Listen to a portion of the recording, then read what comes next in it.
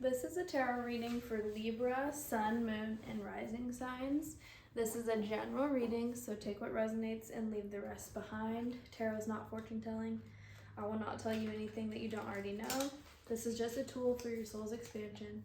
So if you're okay with that, we're going to go ahead and get straight into the video. Again, Libra, Sun, Moon, and Rising signs.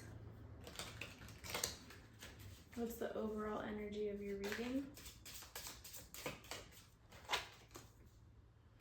Knight of Swords, moving towards something quickly, wanting to communicate something or learn about something. This is you like really pushing yourself forward through your thoughts.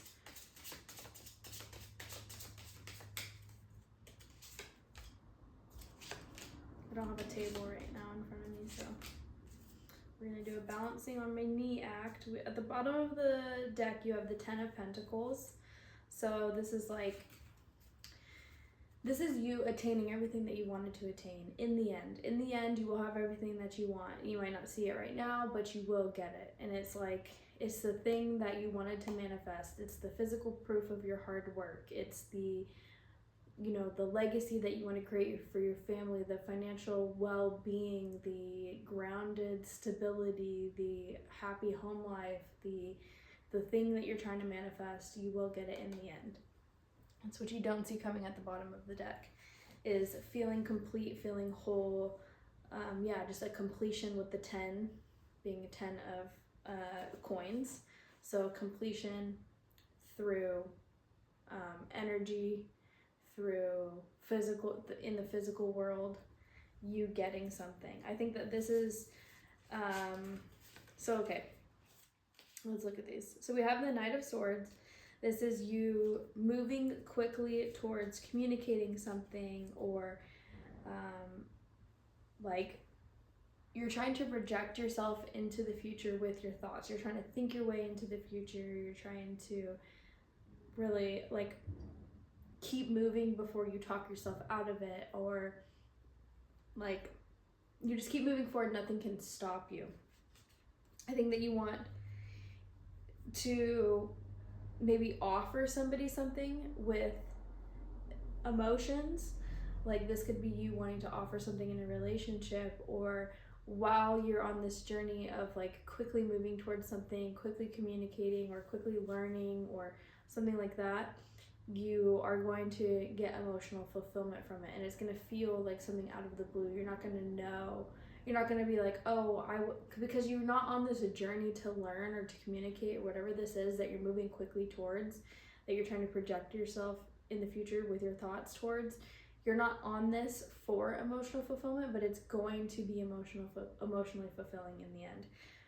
And you're going to be able to look and see that you've created something on your own, and it's created stability for you. You're going to have a solid foundation, and then you're going to be ready to share that with other people. You're going to want to take the next step in creation, whether that's because you have the 9 of coins and then the Empress card. So it's like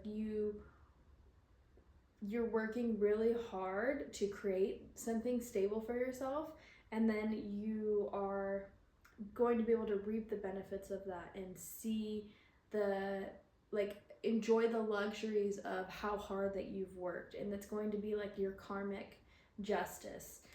Like I said, at the bottom of the deck, you do have the 10 of coins. So you're creating it for yourself, and then you'll be able to celebrate and have it with other people. So whether that's you wanting a relationship with people, in the end, you will get that. You will be able to create something with other people, whether that's a lover or just a happy family life or whatever it is, friendship, something like that. You're going to be able to celebrate it and enjoy it with other people. But right now, it's all about you creating stability for yourself independently through your actions, through your thoughts, through information, attaining information. The Swords cards are about information, learning, communication, thoughts, ideas. And so you're really moving towards something quickly. You are gathering all the information that you can get so that you can feel fulfilled enough to attract the things that you want, and then be able to enjoy them and feel feel the good karma from all of this hard work. And then when you feel that way, naturally you will attract other people into your life. It's like people always want this like happily ever after, and then they don't know why they don't have it yet. And it's because you aren't on you aren't like vibrationally putting that off. So if you are doing self-destructive behavior, or if you are cutting yourself off from learning things about yourself, about the world, about the area that you want to go into for work or whatever it is, if you aren't educating yourself, if you feel like you know it all and you just know everything right now and you don't need to learn anymore, then you are cutting yourself off from expansive opportunities like relationships. If you are, not filling your own cup to the point where you can overflow onto others, then how can you attract a relationship, or how can you attract this happily ever after that you're seeking? If you aren't already feeling abundant and whole and happy and loving in love with yourself, how are you going to attract somebody like that? If you can't create stability on your own, how are you expecting to attract somebody who's stable, or another stable situation, or a stable career, whatever this is that you're trying to attain, that you're trying to learn about, that you're trying to project yourself onto on that timeline? How can you attract stability if you can't create it on your own? How can you reap the benefits of your hard work with others if you can't allow yourself to enjoy how far you've come and the accomplishments that you have? And how can you allow things to unfold in divine timing if you are rushing a process and not letting things just like have a gestation period? Because the Empress card is somebody who's usually depicted as pregnant in cards, because she's like fertile and she's in the gestation period and she's growing something, she's manifesting these things, and she's able to, like, she's just abundant and fertile. And so it's like you need to allow yourself the time for something to grow so that you can reap the benefits. And if you can't give yourself that grace, then how do you expect the universe to show you that? Like, show you that you can enjoy those kind of things. Does that make sense? It's like you need to allow things to unfold with divine timing. You can't rush things, because when you try to rush and control things, you will be on the negative wheel of the wheel of fortune, and you will have negative karma, negative justice. You will have the scales be unbalanced, and then they'll just like rubber band back the other way worse. Does that make sense? It's like you can't rush this process. You can't attract this thing that you want if you can't do it for yourself, by yourself, with yourself. Let's do some clarification cards.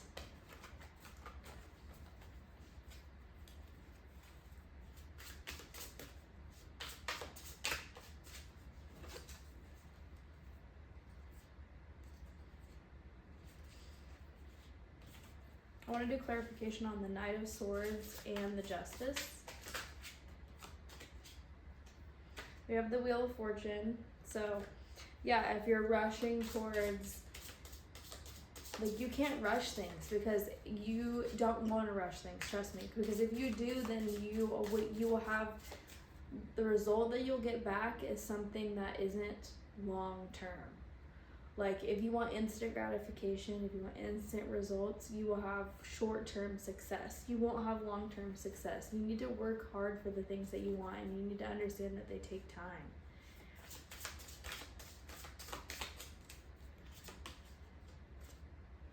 With the Justice, you have the Knight of Cups. So, and at the bottom of the deck, you have the Knight of Wands. I just feel like there is, like, yeah, you need to allow yourself to have like beginning stages with things, and you need to allow yourself to believe that you are qualified enough to emotionally invest in things, to take the actions that are aligned with your belief system to create the things that you want, even if the landscape is barren, even if it doesn't seem like it's something that you can do.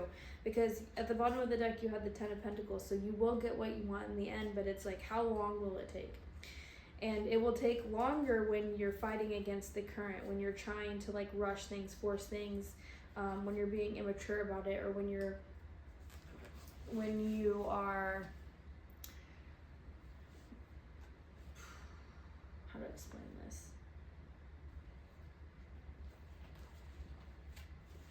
If you're like gaslighting yourself into believing that you are able to handle it now. Like, you will only be handed what you're able to handle when you're ready to handle it. So you can't force yourself to be ready to handle things. Maybe you are only at the knight stage, you're not at the king stage, the queen or king stages right now in the court card. So it's like, you still have some time to go, you still have some ways to go, and that's okay. But what's going to delay you and make it take longer is you trying to rush towards things and trying to, gaslight yourself into thinking that you're ready when you're not, or whatever it is. It's like, you can't fake energy. So yeah, just really working on yourself, I feel like, and trusting that the universe has your back, trusting that the universe is letting everything work out in divine timing. You have really good cards. I think that there's just something about you, maybe like just overthinking things, or not feeling like you're getting what it is that you deserve, but it's because you just have a little bit more ways to go. You have the 10 of Pentacles again. You are going to get what you want. It's just not here yet. And it's okay that it's not here yet. It's not here because you can't handle it yet. If you got handed every single thing that you want right now, I don't think that you'd be able to handle it, and that's why you don't have it. It just is what it is. It's like, we want what we want, but we truly couldn't handle it. If I right now, my YouTube channel blew up and I was making tons of money on it, and I had all this stuff that I had to do to maintain that, I wouldn't be able to handle it right now. That's why I'm at the beginning stages, and that's okay. Through time, through dedication, you acquire the skill set and acquire the knowledge and acquire the strength to be able to handle the blessings that are to come. If you can't handle what's going on in your life right now, how are you going to handle more blessings? That kind of thing. You have the Fool card, which is about surrendering. So surrendering to, and the World at the bottom of the deck, surrendering to this journey, surrendering to basically like detaching yourself from the outcome and just trusting life to catch you, trusting that everything is working out in divine timing, trusting that everything is going to fall into place when it's supposed to, even if you're like alone right now, or you are going through like, just you're feeling like a lot of responsibility because you're trying to create these things, and it could feel like lonely or isolating sometimes because we gaslight ourselves and we make ourselves think no one else understands what I'm going through, no one else is suffering like I'm suffering, or no one else is on this journey like me. But that's not true.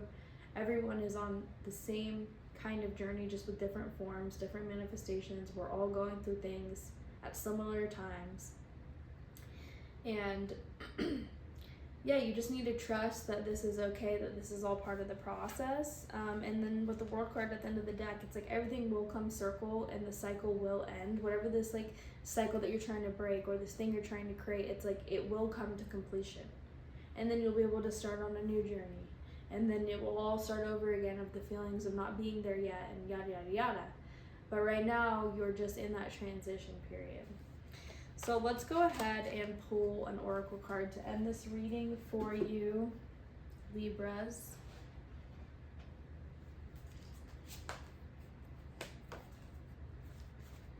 If you guys like this reading and you want to see more, don't forget to subscribe to the channel.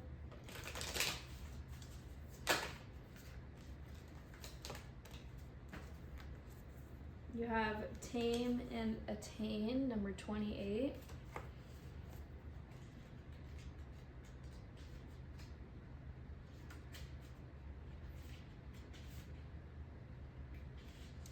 When a horse is tamed for riding, she endures countless weeks of intense training. If the trainer is patient, perseverant, and trustworthy, the horse eventually submits.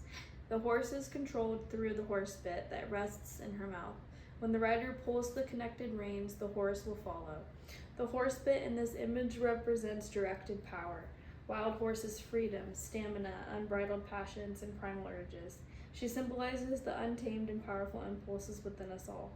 These impulses look like our intense outbursts, obsessive thinking, binging, recklessness, avoidance, and all wild expressions. All of these impulses hold immense power, but often this energy is directed very poorly. The human that tames and rides the horse represents our highest self, directing our personal power.